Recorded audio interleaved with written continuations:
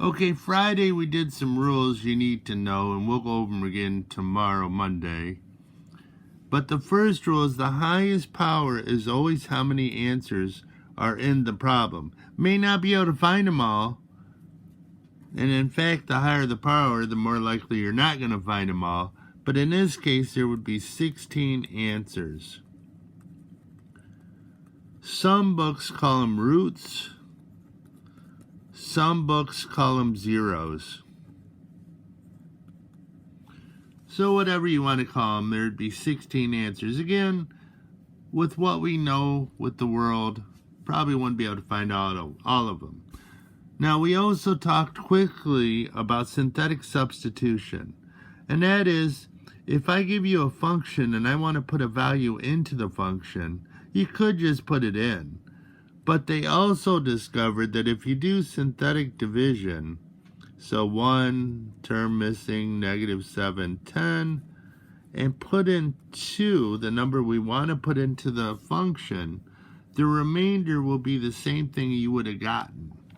So let's see, bring down 1, that's 2, that's 2, that's 4, that's -3. Notice how quick this is. So I'm saying you got 4 if you put 2 into the function. Well, let's see. 2 cubed is 8, minus 2 times -7 is -14 plus 10. 8 minus 14 is -6, plus 10 is 4. So, woohoo. So do synthetic substitution for this one problem, then turn me back on. Okay, so very quick, not going to have a lot of these on a test. Might have one. But bring down, multiply, add. So that'd be 10, that's 14, that's -28. That's -25, so that would be 50, so that's 30. So I'm saying if we put -2 in, I didn't make a dumb mistake, which is always possible in the world, then you get 30. So is it better? I don't know. Sometimes it's shorter, sometimes it's longer. Just another way of doing it. The real important thing, which we're going to really focus on tomorrow, is the PRR, possible rational. Remember, rational means could be written as a fraction at some point. Root.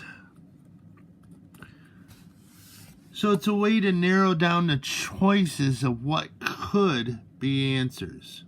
So we're going from infinity down to like 8 or 20. Easier.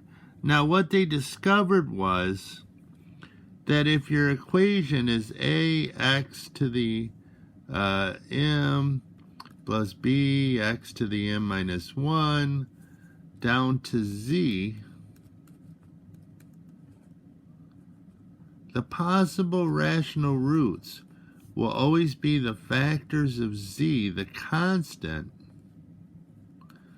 divided by the factors of a, the coefficient of your highest power term.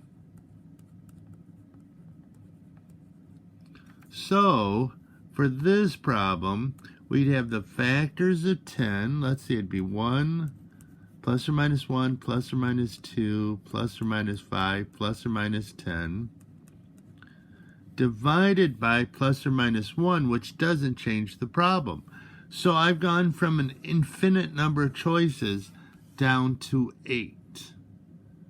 Then we're going to see tomorrow, if I can just get one of these to be an answer, then I can break it down and solve it by quadratic formula completing the square, because there are 3 answers.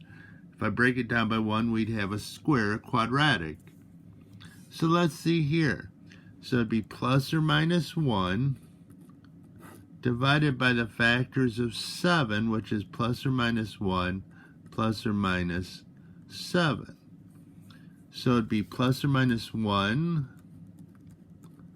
and plus or minus 1/7. So we've gone infinity down to 4. Oh. So see if you can figure this one out and then turn me back on. So it'd be the factors of this one, plus or minus 1, plus or minus 5, divided by the factors of this, plus or minus 1, plus or minus 2, plus or minus 4, plus or minus 8. Now we could have 40 choices, 80 choices, depending on how big the numbers are. So plus or minus 1 divided by plus or minus 1, plus or minus 1 divided by 2, 1 divided by 4, and 1 divided by, 1 divided by 8. So 1, plus or minus 1, plus or minus half, plus or minus fourth, plus or minus 8. Then we got to do 5. And plus or minus 5 halves, plus or minus 5 fourths, plus or minus 5 eighths. So that would be 1, 2, 3, 4, 5, 6, 7, 8, 16 choices we would have to go through. Now there is a way to narrow it down a little bit, which we'll talk about tomorrow and Tuesday. But for now, have a good day.